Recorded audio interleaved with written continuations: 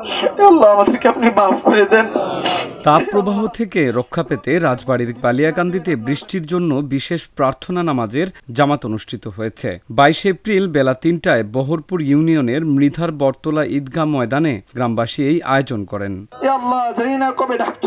প্রখর রোদ আর অসহ্য গরমকে উপেক্ষা করে দুপুরবেলা এই বিশেষ প্রার্থনার জন্য ঈদগাহ ময়দানে উপস্থিত হতে থাকেন মুসল্লিরা।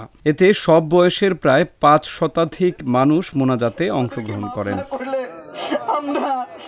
বেলা 3টা বাজার সাথে সাথে নামাজের জামাত শুরু হয়। নামাজ শেষে মোনাজাতে ইমাম সবার কৃতকর্মের জন্য মহান সৃষ্টিকর্তার কাছে ক্ষমা প্রার্থনা করেন। সেই সাথে তীব্র তাপপ্রবাহের কারণে পশু পাখি সহ সকল জীবের কষ্টের কথা তুলে ধরেন। এ সময় সবার চোখ ছিল অশ্রুসিক্ত। মাইকে ঘোষণা করে ইমাম জানিয়েছেন পরবর্তী 2 দিন একই জায়গাতে এই বিশেষ জামাত অনুষ্ঠিত হবে।